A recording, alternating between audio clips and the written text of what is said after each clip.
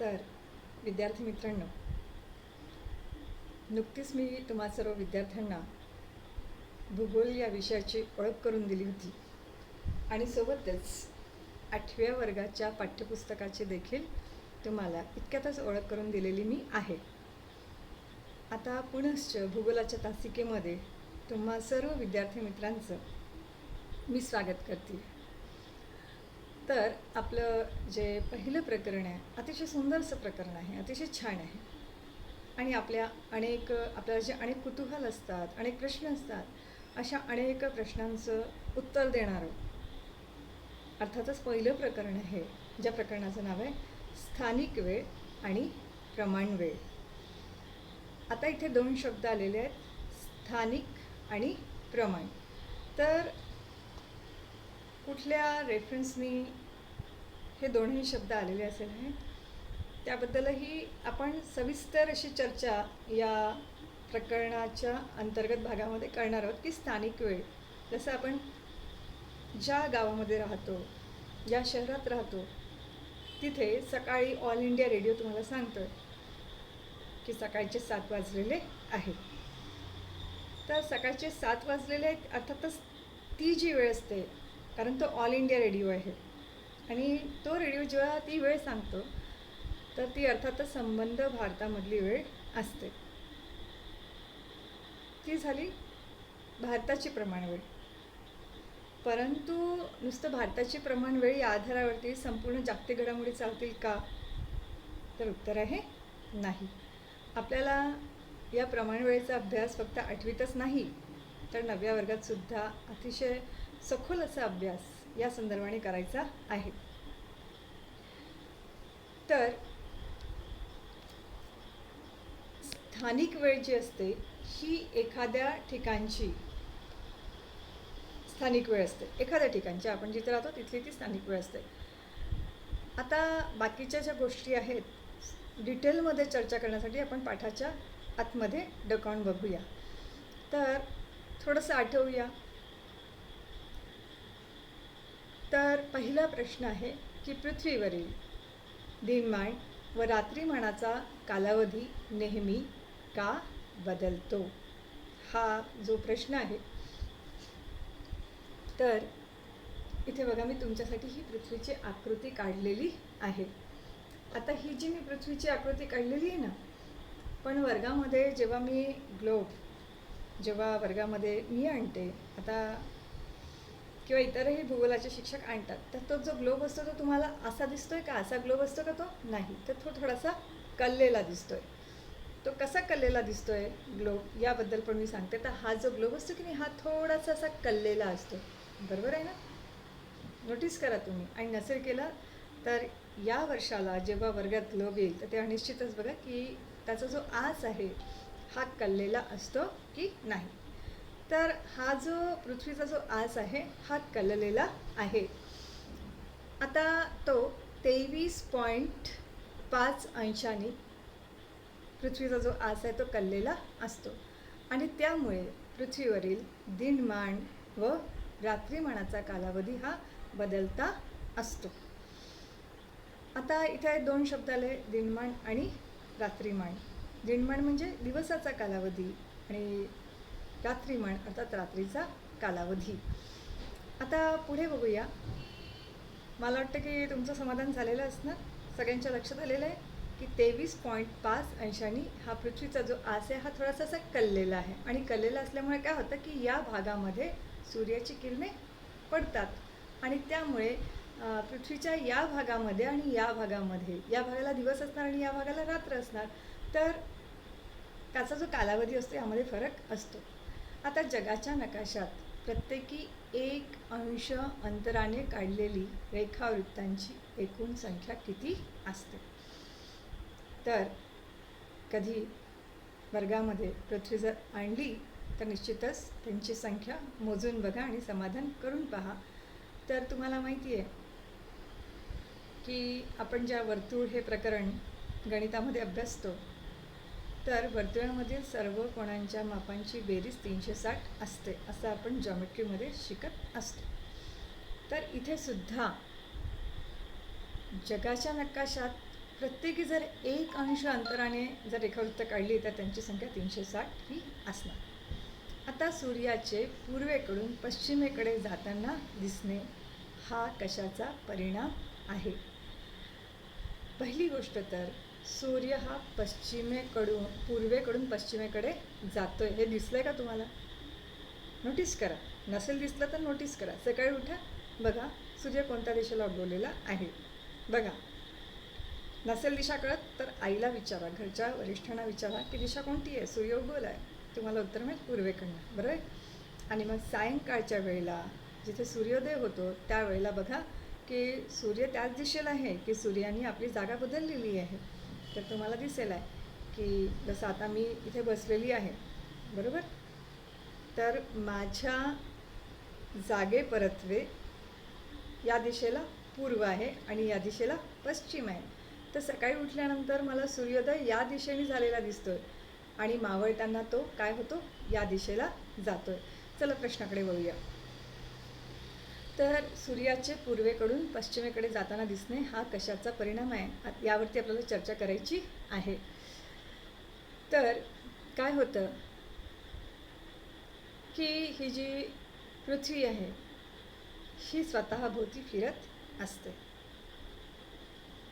आता ती स्वतःभोवती फिरते आणि स्वतःभोवती फिरता फिरता ती कोणाभोवती फिरत असते?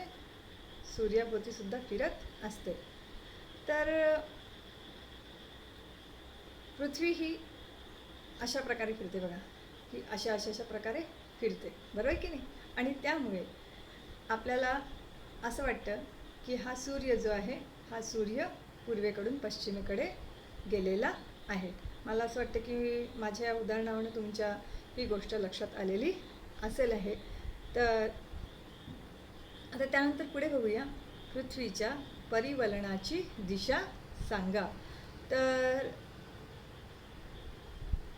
पृथ्वी परिवलन कशी करते? ती अशा प्रकारे परिवलन करत असते, अशी पृथ्वी फिरत असते.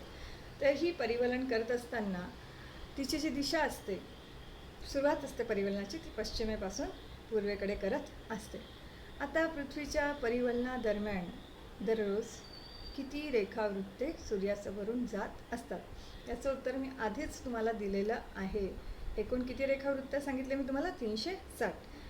मग ते 360 ही रेखावृत्त सूर्याच्या समोरून जाणार, बरोबर आहे, मान्य आहे सगळ्यांना. आता त्यानंतर कोणत्या रेखावृत्तावरती वार बदलत असतो? तर हा जो प्रश्न आहे हा अतिशय खूप मोठा चर्चा करण्याचा प्रश्न आहे की कोणत्या रेखावृत्तावर वार बदलतो. आता वार बदलण्याला घेऊन पुष्कळ गोंधळसुद्धा निर्माण झालेला, जागतिक स्तरावरती सुद्धा खूप मोठा गोंधळ निर्माण झालेला होता. त्यानंतर मग त्या प्रश्नाला घेऊन आणि बैठका झाल्या जागतिक स्तरावरती आणि या बैठकांदरम्यान मग ठरवण्यात आलं की 180 रेखावृत्त एक स्टँडर्ड मांडण्यात यावं आणि त्याच रेखावृत्तावरती वार बदलण्यात यावा. आणि तेव्हापासून ठरलं की 180. आणि या संदर्भातील सविस्तर अशी चर्चा आपल्याला 9व्या वर्गात करायचीच आहे की कशा प्रकारे ते ठरविण्यात आलेलं आहे असं. आता पूर्वीच्या काळी कालमापन कसे केले जात असावे? तर पूर्वीच्या काळामध्ये आतासारखी घड्याळे नव्हती आणि इतरही सोयीसुविधा नव्हत्या. तर त्या काळामध्ये घटिकापत्र आणि वाळूचं घड्याळ अशा 2 प्रकारच्या घड्याळांचा वापर केला जात होता. आता सध्याच्या काळात कालमापनासाठी कोणती साधने वापरली जात आहेत? तर सध्याच्या काळामध्ये तुम्हाला माहिती आहे प्रत्येकाच्या हाताला घड्याळ असतं, घरी पण घड्याळ असतं, म्हणजे घड्याळाचा कॉमनली वापर करण्यात येत असतोच. आणि त्या व्यतिरिक्त आणखी एक सांगते की आपण आपला जो मोबाईल फोन असतो त्या मोबाईल फोनवरती सुद्धा वेळ आणि तारीख वगैरे सगळ्या गोष्टी दिलेल्या असतात, त्याचा देखील आपण वापर करत असतो. आता या सगळ्या प्रश्नांवर आपण आता चर्चा केली आहे. आता या म्हणजे प्रश्नांची उत्तरं शोधण्याचा प्रयत्न केलेला आहे. आता आपण पुढील भागाकडे वळूया. तर आपण विद्यार्थी मित्रांनो तुमचा जो दैनंदिन क्रम असतो, दैनिक क्रम ज्याला मी म्हणेल आहे, किंवा दैनंदिनी जी असते ती कशा प्रकारची असते, तर तुम्ही रोज सकाळी उठता, उठल्यानंतर दात घासता, त्यानंतर मग न्याहारी करता, त्यानंतर मग तुम्ही शाळेत जात असाल, बरोबर. आणि अंघोळ करणे, न्याहारी करणे, शाळेत जाणे, शाळेमध्ये अभ्यास करणे, मग शाळेत अभ्यास केल्यानंतर पुन्हा मग घरी परत येता. घरी परत आल्यानंतर पुन्हा मग तुमचे जे विधी असतात ते केल्यानंतर तुम्ही खेळायला जाता, बरोबर. आणि खेळायला आल्यानंतर घरी परत येता. घरी परत आल्यानंतर जेवण करता आणि जेवण झाल्यानंतर झोपी जाता. असा तुमचा दिनक्रम असतो. बघा बरं, गमतीची गोष्ट, मी अभ्यासाला कुठेच वेळ दिलेली नाही आहे तुमच्या. करताना तुम्ही अभ्यास तर असावे, बरोबर आहे. तर हा तुमचा दैनंदिन दिनक्रम ठरलेला असतो. आता या ज्या दिनचर्या असतात आपल्या, त्या दिनचर्याच्या ज्या वेळा असतात या वेळा देखील ठरलेल्या असतात. म्हणजे विशिष्ट काम आपण विशिष्ट वेळेमध्ये करत असतो. आता अर्थातच वेळ ठरलेली आहे. आता तुमची शाळेची घंटा जर का सकाळी 7 वाजता वाजणार असेल तर तुम्ही 7 वाजताच शाळेमध्ये दाखल होणार, वेळ ठरलेली आहे. तर तुम्ही प्रमाणे त्या वेळेच्या अनुषंगाने तुम्ही आपले प्रत्येक कार्य करत असता दिनचर्येतील. आता जुन्या काळामध्ये मात्र अशी व्यवस्था नव्हती. जुन्या काळात जसं मी सांगितलं की जुन्या काळामध्ये गाडी नव्हत्या. मग त्या काळामध्ये लोक काय करत असतील बरं? कशा प्रकारे हे आपले दैनिक कार्य हे कोणत्या वेळेच्या अनुषंगाने करत असतील आहे, मग हा प्रश्न निश्चितच आपल्यासमोर उपस्थित होत असतो.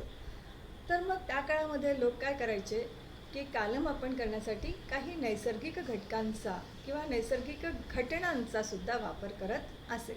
आता जसं सूर्योदय झालेला आहे, सकाळ झालेली आहे, मग सकाळ झालेली आहे तर त्यावेळेला ते आपले रोजचे जे दैनंदिन कामकाज असायचे त्याची सुरुवात करायची आणि काही साधनांची मदत घ्यायचे. जसं मी सांगितलं आता वाळूची घड्याळ आहे की नाही, सावलीचा सुद्धा उपयोग करायचे. विशेषतः एक गंमत सांगते तुम्हाला की जुन्या काळामध्ये जेव्हा घड्याळ नव्हती तर त्या काळातले शाळेमध्ये गेलेले विद्यार्थी, आता शाळा सुटायची वेळ कशी असणार, दुपारी जेवणाची वेळ कशी असणार, कारण की विद्यार्थ्यांच्या हाताला तेव्हा घड्याळ नसे. तर मग ते काय करायचे की जी सावली असते वर्गाच्या बाहेरनं बघायचे, हां आता सावली ही 4 वाजता इथे पडते, मग त्यांचे ते मार्किंग केलेले असायचे आणि त्या मार्किंगनुसार ते समजायचे की हां आता दुपारी डबा खायची वेळ झाली आहे, ती सावली तिथपर्यंत पडली तर आता शाळा सुटायची वेळ झाली, असं त्यांच्या लक्षात यायचं. तर असे काही उपाय त्या काळामध्ये करत असे. आता पुढे आपण जाऊया की अर्थातच ते निरीक्षण करायचे, हे लक्षात आलं, निरीक्षण. आणि दुसरं असायचं त्यांचा अनुभव. तर आता हे जुने लोक बरोबर अंदाज बांधतात बघा की आता 4 वाजले असतील, आता 6 वाजले असतील, तर हा त्यांचा अनुभव वेळांबद्दलचा, त्या दोघांच्या आधारावरती ते वेळ निश्चित करत असत. आता आपण पुढे बघूया की दिनमान आणि रात्रीमान. मी आता ज्या वेळेला चर्चा केली सुरुवातीला आपण प्रश्नोत्तरांबद्दल, त्यावेळेला हा शब्द गेला होता दिनमान आणि रात्रीमान. तर दिनमान कशाला म्हणतात, तर एका सूर्योदयापासून तर सूर्यास्तापर्यंतचा जो कालावधी असतो त्याला आपण काय म्हणतो, दिनमान असे म्हणतो.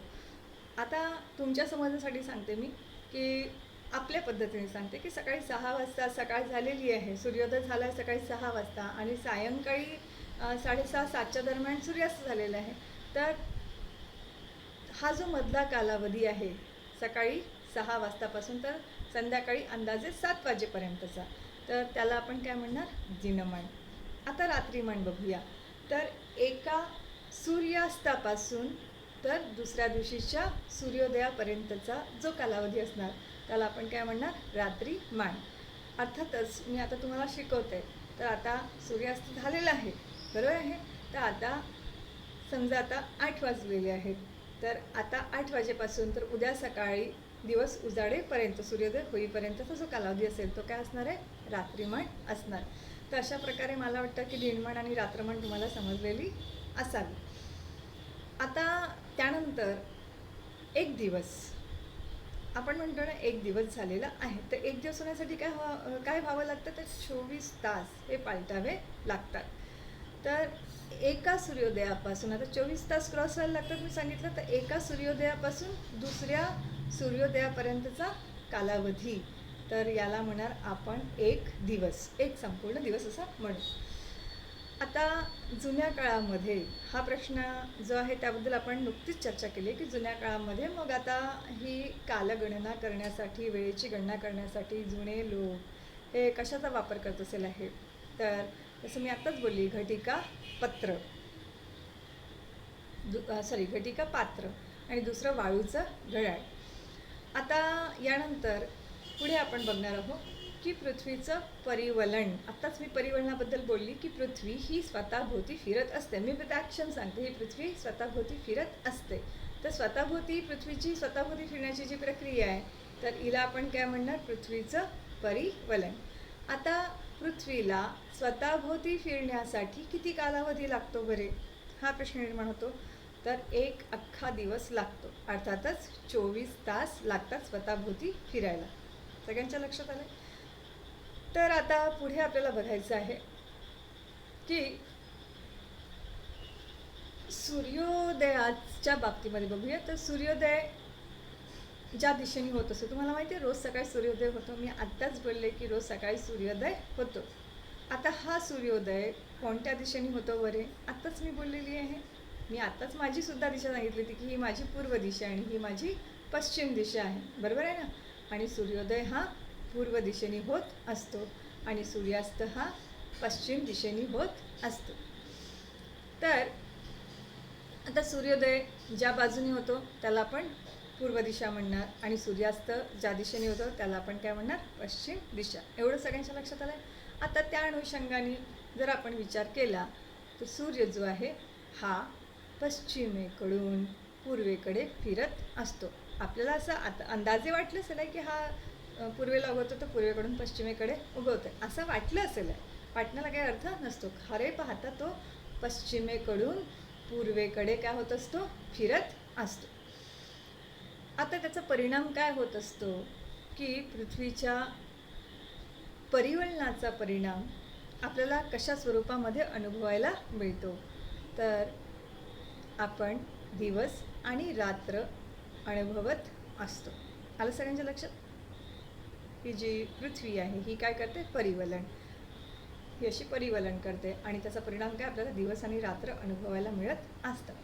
आता तुमच्या मनात आता प्रश्न निर्माण झाला असेल की कसं दिवस कसं काय आणि रात्र कशी काय होत असते, त्याबद्दलही आपण चर्चा करणारच आहोत. तर या परिवलनामुळे आपण सकाळ बघतो, त्याच्यानंतर आपण मध्यान्ह बघतो. मध्यान्ह म्हणजे सूर्य जेव्हा डोक्यावरती येतो एकदम प्रखर स्वरूपामध्ये असतो आपण मध्यान्ह म्हणतो. मग त्यानंतर सायंकाळ होत असते आणि त्यानंतर रात्र होत असते. तर हे सकाळ, दुपार, मध्यान्ह, रात्र, मध्यरात्र हे सगळं कशामुळे घडतं, तर ही जी पृथ्वी आहे ही पृथ्वी स्वतःभोवती फिरून राहिलेली आहे आणि त्यामुळे या सगळ्या दिवसाचे आपल्याला वेगवेगळे रूप पाहायला मिळतात. म्हणजे वेगवेगळे रूप म्हणजे कोणतं, मध्यान्ह, दुपार, सकाळ, सायंकाळ, रात्र असं वगैरे जे आपल्याला बघायला मिळतं. आता परिवलन करत असताना पश्चिमेकडील जी रेखावृत्त असतात ती क्रमाक्रमाने काय होत असतं, अंधारात जात असतात. कळलं सगळ्यांच्या लक्षात. जी पश्चिम दिशेकडे रेखावृत्त असतात ती काय करतात, अशी आता समजा इथे अंधार आहे, माझ्या या बाजूला अंधार आहे, तर ही पश्चिमेकडली रेखावृत्त आता इकडल्या भागाला अंधार आहे तर ही जी रेखावृत्त आहे ना हळूहळू काय होतात, त्या अंधाराकडे ते जात असतात.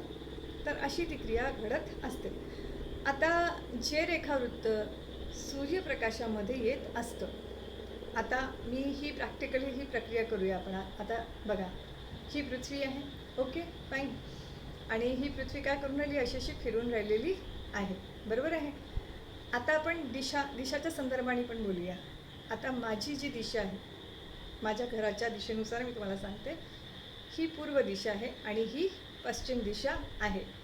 तर आता हळूहळू ही जी माझी बोटं म्हणजे रेखावृत्त आहे, तर हळूहळू एक एक रेखावृत्त काय होऊन राहिले, पूर्वेकडे येऊन राहिलेलं आहे. आणि जे जे रेखावृत्त पूर्वेकडे येऊन राहिले आहे त्या रेखावृत्तावरती काय होणार, सूर्याची किरणे पडतील आणि तिथे सूर्योदय व्हायला सुरुवात होईल. तर सगळ्यात पहिले या रेखावृत्तावरती काय होणार, सूर्योदय होईल. त्याच्यानंतर मग हे रेखावृत्त इकडे आलेलं आहे म्हणजेच या रेखावृत्तावरती काय होणार, सूर्योदय होईल. त्याच्यानंतर हे रेखावृत्त सूर्यासमोर आलं तर या रेखावृत्तावरती, असं एक एक रेखावृत्त जसजसं सूर्याच्या समोर येईल आहे तर या भागामध्ये काय होणार, दिवस, आणि हा जो भाग असेल या भागामध्ये काय असणार, रात्र असणार. तर क्रमाक्रमाने जसं रेखावृत्त पूर्व दिशेने येत असतं, सूर्याला सामोरे येत असतं, त्या भागामध्ये दिवस होतो आणि त्याच्या विरुद्ध बाजूला काय होत असते, रात्र होत असतं. तर मला असं वाटतं की दिवस आणि रात्र हे कळलं असेल आहे. आणि नसेल तरी कळलं तरी वर्गामध्ये एक दिवस मी पृथ्वी घेऊन येईल आहे आणि पुन्हा हा प्रयोग मी तुमच्यासमोर पृथ्वीच्या मदतीने मी करून दाखवेल आहे. चला पुढे जाऊया. तर सूर्योदय कळला असेल आहे, बरोबर आहे की नाही. तर मग या बाजूला सूर्योदय होतो आणि या बाजूला काय होत असतो, सूर्यास्त. म्हणजे का इकडे का बरं सूर्योदय, कारण की ही पूर्व दिशा आहे म्हणून इथे सूर्योदय, आणि ही पश्चिम दिशा आहे तर इथे काय होणार, सूर्यास्त होणार. तर अशा प्रकारे सूर्योदय सूर्यास्त हे सगळं होत असतं. आता पुढचा आपण प्रयोग बघूया. तुम्हाला माहिती आहे आपण बसमधून प्रवास करतो, बरोबर आहे. आता बसमधून प्रवास करताना आपली आवडती सीट जी असते ती खिडकीजवळची असते आणि आपण खिडकीच्या बाहेर बघत असतो. आता खिडकीच्या बाहेर बघत असताना आपल्याला काय अनुभवायला मिळतं की खिडकीच्या बाहेर जे काय आपल्याला दिसून राहिले, माणसं दिसतात आहेत, झाडे दिसतात आहे, इमारती दिसतात आहे, त्या सगळ्या धावत आहे. आता सांगा पाहू मला, त्या धावत असतात की आपली बस धावत असते. तर उत्तर काय असणार, आपली बस धावत असते. पण आपल्याला काय वाटतं की हे आपल्याला खिडकीच्या बाहेर जे कोणी दिसत आहेत ना, इमारती, झाडं, माणसं ही धावत आहे. आणि कशी धावत आहे, विरुद्ध दिशेला धावत आहे. तसंच आहे खरं म्हणजे. तर सूर्य जो असतो हा स्टेबल असतो, एका जागेवर स्थिर आहे, बरोबर आहे. पण आपल्याला काय वाटतं की हा सूर्य पूर्वेपासून पश्चिमेकडे गेला, पश्चिमेपासून पूर्वेकडे गेला, असं काहीही झालेलं नाही आहे. सूर्य आहे तिथेच आहे. मग फिरून कोण राहिलेलं आहे, पृथ्वी फिरून राहिलेली आहे. आलं सगळ्यांच्या लक्षात. तर ही जी पृथ्वी आहे ही फिरून राहिलेली आहे आणि त्या बसप्रमाणेच आपल्याला असं वाटतं की काय वाटतं की हा सूर्य फिरून राहिलेला आहे. तर आता तुम्हाला ती गंमत कळलेली आहे त्या प्रयोगावरनं. तर पृथ्वी ही स्वतःभोवती फिरण्यामुळे सूर्याचं स्थान हे पूर्वेकडून पश्चिमेकडे बदलतंय, असा हा अनुभव आपण रोज घेत असतो. तर आता कायम लक्षात ठेवायचं आहे, कोण फिरत आहे, पृथ्वी. पृथ्वीच्या 2 गती आहेत बरं का. आता परिवलन तर मी बोललेच आहे, पृथ्वी स्वतःभोवती फिरते आहे म्हणून त्याला पण परिवलन म्हटलं.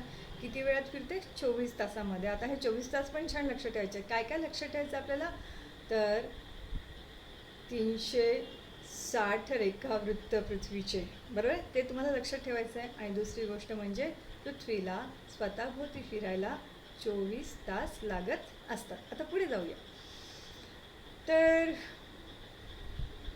पुढे जाऊन आपल्याला जेव्हा म्हणजे प्रमाणवेळ ठरवण्याच्या संदर्भामध्ये मग आपल्याला या सगळ्यांचं गणितीय दृष्टीने आपल्याला या सगळ्या गोष्टी माहिती असायला लागेल, त्यामुळे आपल्याला लक्षात ठेवायचं आहे.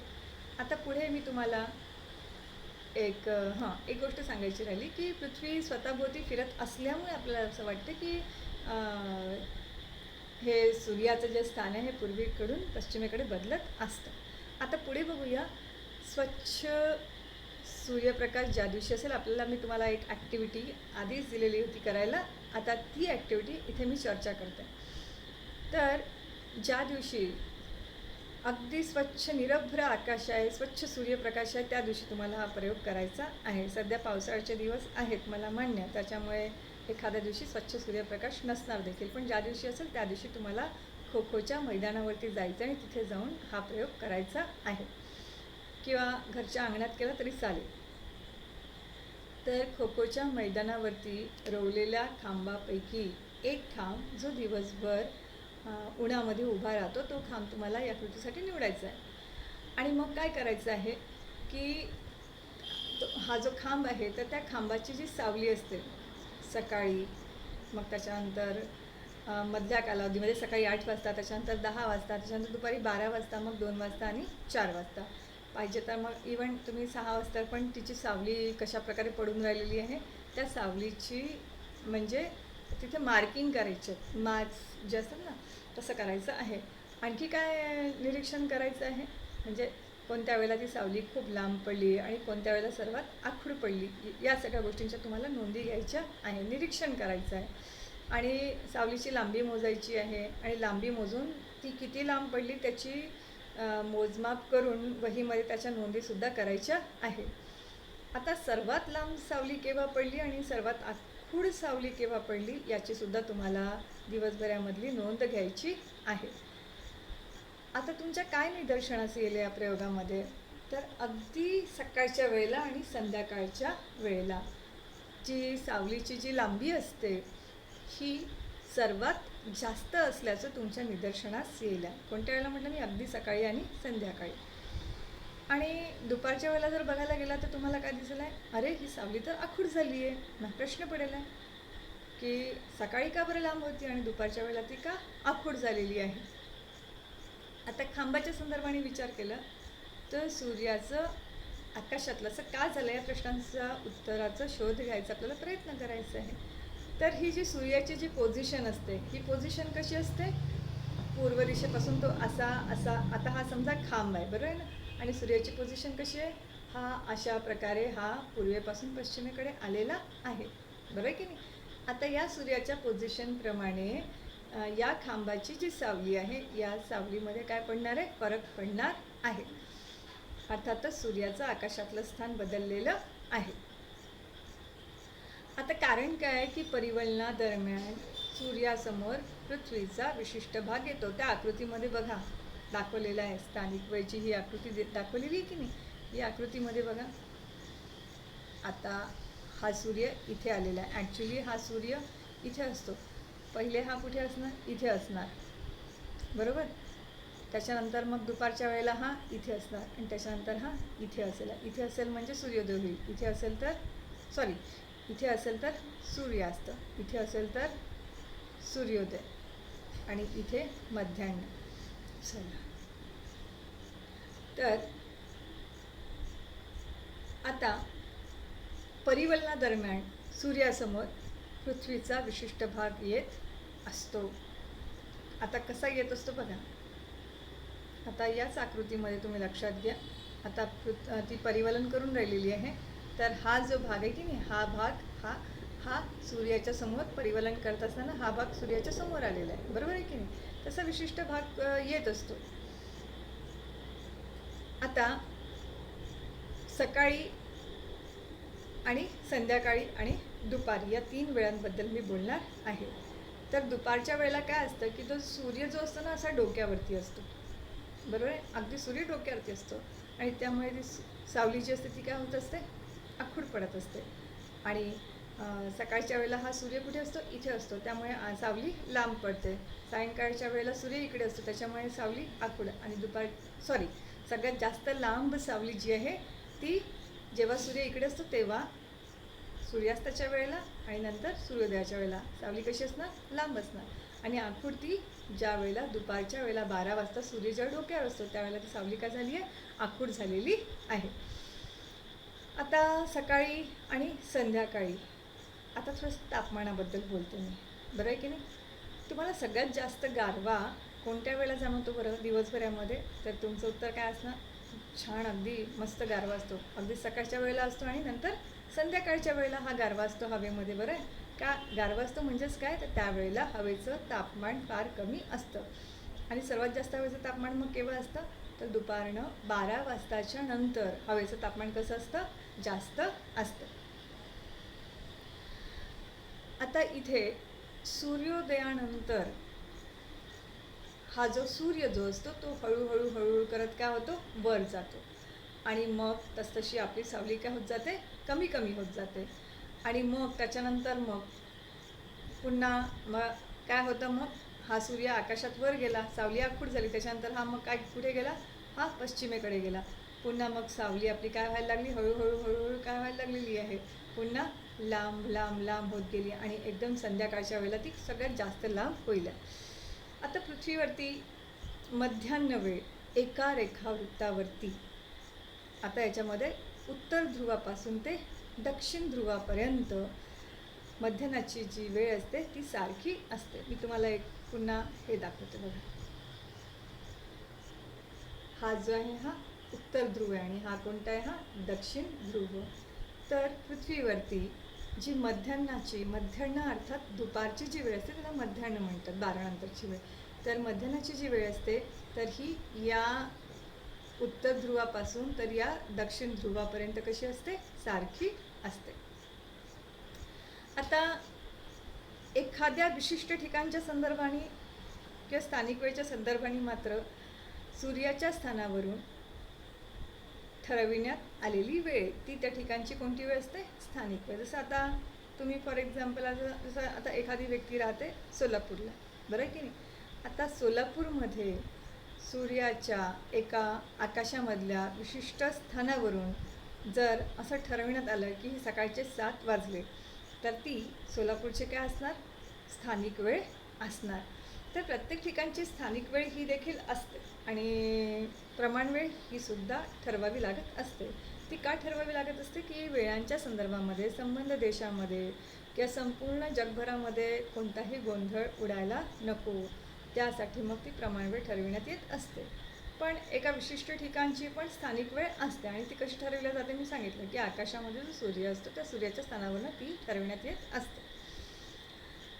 आता त्यानंतर ध्रुवापासून ध्रुवापर्यंतचा प्रदेश पुन्हा मी तुम्हाला आता इथे दाखवते. ध्रुवापासून ध्रुवापर्यंतचा प्रदेश, तर हे बघा, हे उत्तर ध्रुव आहे. तर या उत्तर ध्रुवापासून तर दक्षिण ध्रुवापर्यंतचा प्रदेश, म्हणून याला काय म्हटलं, ध्रुवापासून तर ध्रुवापर्यंतचा प्रदेश. आता या प्रदेशाच्या संदर्भाने काय असतं याबद्दल आता आपण चर्चा करूया.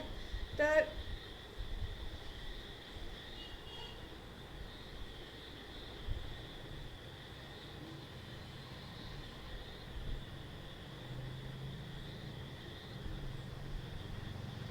ऋतुमानाप्रमाणे ध्रुवाबद्दल आपण बोलतोय, तर ऋतुमानाप्रमाणे दिनमान 24 तासापेक्षाही अधिक असू शकतं. कोणत्याबद्दल मी बोलते, ध्रुवापासून तर ध्रुवापर्यंतच्या प्रदेशामध्ये. आता ऋतू, वेगवेगळे ऋतू, जसं पावसाळा असतो, हिवाळा असतो, उन्हाळा असतो. तर ऋतुमाना परत्वे दिवसाचा कालावधी किंवा रात्रीचा कालावधी हा कमी जास्त असू शकतो. उदाहरणार्थ मी सांगते तुम्हाला, ऋतुमाना परत्वे कसा कमी जास्त असू शकतो, की तुम्हाला माहिती आहे की सध्या पावसाळा सुरू आहे, बरोबर आहे की नाही. आता मी उन्हाळा आणि हिवाळा या 2 ऋतूबद्दल मी विशेषत्वाने सांगते. हिवाळ्यामध्ये काय असतं की दिवसाचा कालावधी लहान असतो आणि रात्रीचा कालावधी जास्त असतो. आलं लक्षात मला काय म्हणायचं आहे, की आता तो हिवाळा ऋतू आहे, तर हिवाळा ऋतूमध्ये दिवस कसा असतो, लहान, आणि रात्र कशी असते, मोठी असते. उन्हाळ्यामध्ये काय असतं, उलटं असतं. उन्हाळ्यामध्ये दिवस हा मोठा असतो आणि रात्र कशी असते, लहान असते. कशावरनं कळतं बघा, उन्हाळ्यामध्ये अगदी सकाळी 5 वाजले की आपल्याला असं वाटतं की आता सूर्योदय झालेला आहे. पण हिवाळ्यामध्ये सकाळी 6 जरी वाजलेले असतील तरी आपल्याला अंधारलेल्यासारखंच वाटतं. म्हणजेच तुम्हाला दिनमानाचा कालावधी, ऋतू परत्वे वेगवेगळा असतो. हे तुमच्या लक्षात आलेलं आहे. आणि त्यामुळे आता परंतु आपण आता इथे चर्चा कशाबद्दल करतो, ध्रुवापासून तर ध्रुवापर्यंतच्या प्रदेशाबद्दल इथे चर्चा करतो. तर त्या ध्रुवाकडील प्रदेशामध्ये काय असतं सांगितलं की दिनमान हे 24 तासापेक्षा सुद्धा, आता थोडी वेगळ्या गमतीचा भाग आपण बघणार आहोत, तो कशा प्रकारे जास्त असतो त्याबद्दल मी सांगणार आहे. तर या प्रदेशामध्ये सूर्योदय, मध्यान्ह, सूर्यास्त आणि मध्यरात्र, तर याच्या वेळा आपल्याला ध्रुवीय प्रदेशाच्या संदर्भामध्ये समजून घ्यायच्या आहेत. आता ध्रुवीय प्रदेश म्हणजे मी कशाबद्दल बोलते पुन्हा एकदा सांगते. हा जो भाग आहे हा ध्रुवीय प्रदेशाचा भाग आहे आणि हा जो भाग आहे हा ध्रुवीय प्रदेशाचा भाग आहे. मी तुम्हाला तुमच्या आकृतीमध्ये सुद्धा एकदा मी दाखवून देते. इथे पण एक आकृती आहे तशी त्या संदर्भाने.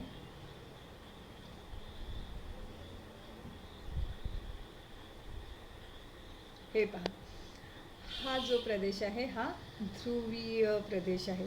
आता हा जो प्रदेश हा ध्रुवीय म्हणजे कोणता, उत्तर ध्रुवीय प्रदेश आहे आणि हा जो आहे हा दक्षिण ध्रुवीय प्रदेश आहे. आणि याच्या दिनमानाबद्दल मी तुम्हाला बोलून राहिलेली आहे, मी तुम्हाला माहिती देऊन राहिलेली आहे. मी आता जनरल बोलत नाही.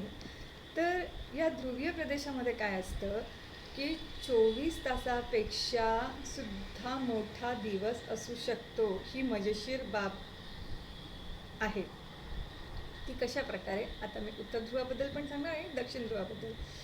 तर आता ध्रुवावरती काय होत असतं की 6 महिने दिवस आणि 6 महिने रात्र असते.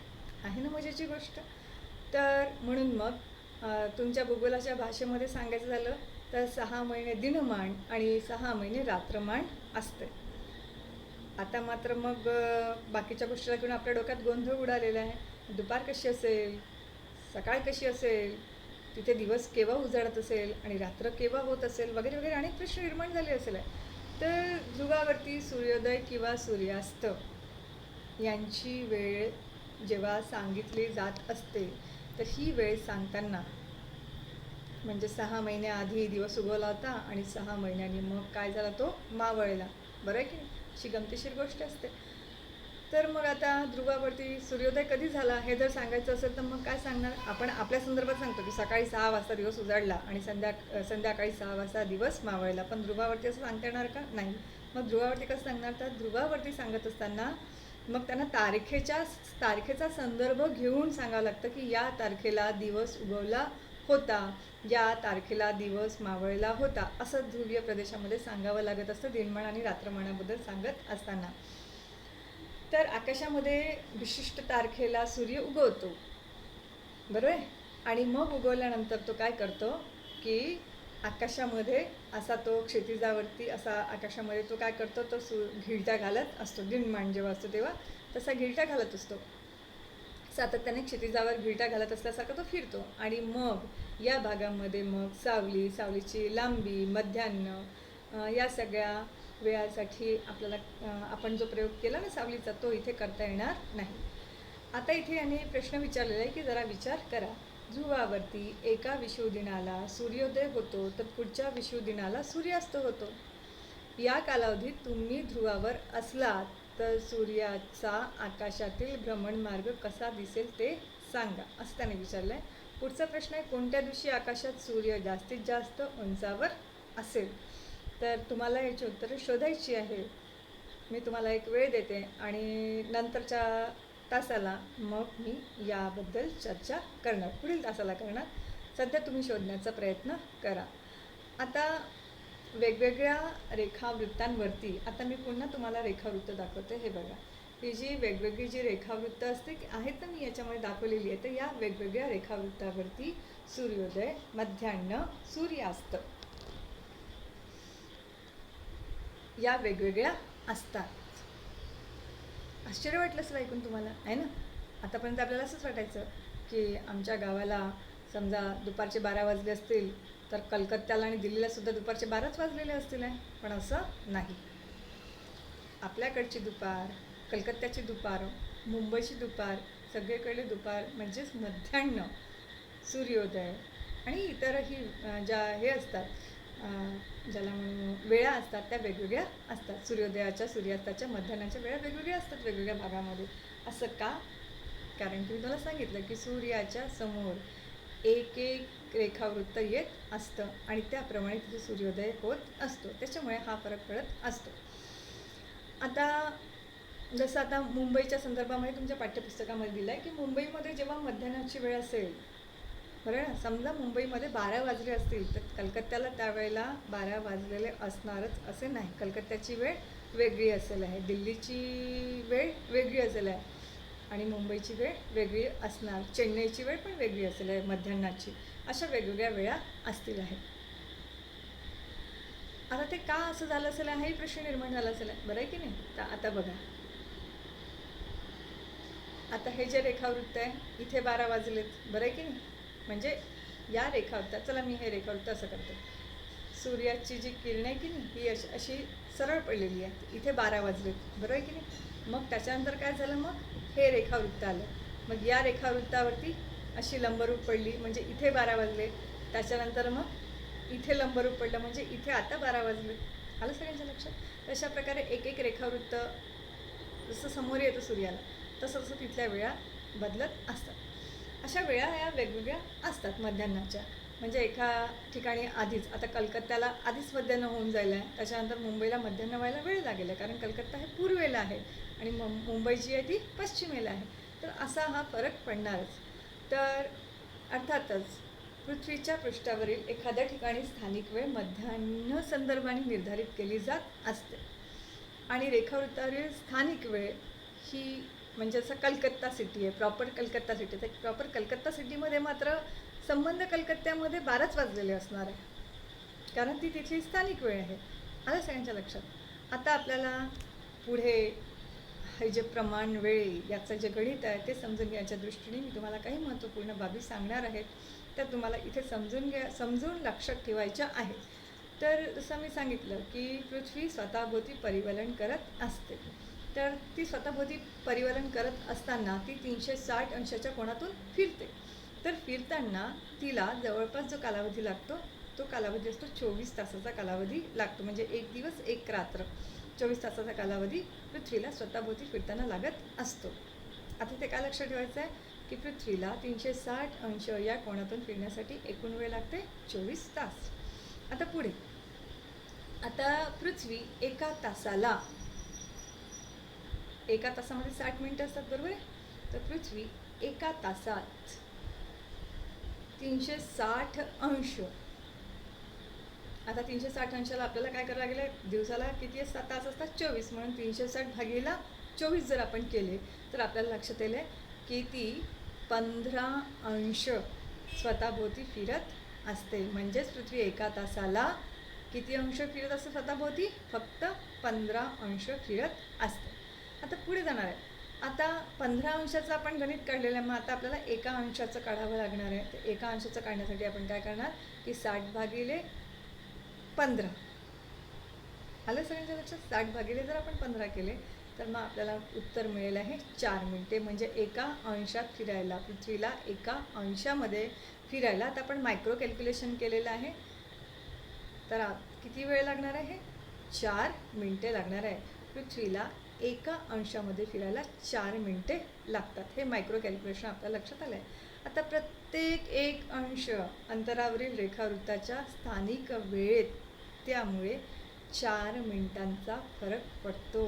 म्हणजे या रेखावृत्तापासून या रेखावृत्तापर्यंत जाण्यासाठी पृथ्वी अशी एक एक रेखावृत्त फिरते ना, तर असं एका रेखावृत्तापासून, जसं आता हा सूर्य आहे, तर या रेखावृत्तापासून मग हे रेखावृत्त समोर येईल आहे, तर एवढ्या कालावधीसाठी 4 मिनिटं लागतात एक रेखावृत्त पास आउट व्हायला. तर हे झालं आपण अशा प्रकारे कॅल्क्युलेशन करून. म्हणजे जर पृथ्वी 360 अंश 24 तासात फिरायला, पृथ्वीचे 360 अंश या कोनातून फिरायला समजा 24 तास लागतात, तर त्यातनं आपण मायक्रो कॅल्क्युलेशन करून आपण इथपर्यंत पोहोचलं की एक रेखावृत्त फिरण्यासाठी पृथ्वीला 4 मिनिटे लागतात. तर आता ही जी वेळ आहे, ही या वेळेचं कॅल्क्युलेशन जे आपण मर्यादित क्षेत्राच्या संदर्भाने करत असतो, तर त्या वेळेला मात्र फारशा अडचणी येत नाही. आता रेखावृत्ताच्या अनुषंगाने विस्तीर्ण क्षेत्रातील लोकांचा एकमेकांशी संबंध येत असतो. आता त्यावेळेला मात्र मग एकमेकांशी, सगळ्या लोकांचा एकमेकांशी संबंध येत असतो, बरोबर आहे ना. एकाच गावामध्ये अनेक लोक एकमेकांशी संबंध असतो. त्यावेळेला एकाने म्हटलं माझ्या घरात 7 वाजले, दुसऱ्याने म्हटलं माझ्या घरात 8 वाजले, तर गोंधळ उडेल, बरं आहे ना. म्हणजे मग त्यावेळेला एकच वेळ निश्चित करावी लागणार आहे. मग सगळ्यांच्या घरात काय वाजायला असायला पाहिजे, 8च वाजलेले असायला लागेल, बरोबर आहे ना. मग त्यासाठी आपल्याला काय ठरवावं लागेल आहे, तर स्थानिक वेळ ठरवावी लागेल, बरोबर आहे ना. तर म्हणून स्थानिक वेळेची गरज असते, आणि स्थानिक वेळ जर का ठरवली तर गोंधळ निर्माण होत नाही. तर मी स्थानिक वेळेच्या बाबतीमध्ये असं मी तुम्हाला सांगितलं. आता यानंतर पुढचा जो भाग आहे, जो गणितीय कॅल्क्युलेशनचा भाग आहे, तर तो आपण पुढच्या तासाला बघणार. आता एवढा भाग आटपून, आणि मी तुम्हाला काही ॲक्टिव्हिटीज पण करायला दिल्या आहेत, काही कृती पण करायला दिल्या आहेत, काही प्रश्न पण दिलेत, तर ते सगळं करण्यासाठी मी तुम्हाला थोडासा वेळ पण देते, आणि मग आपण पुढच्या तासाला पुढचा भाग अभ्यासू.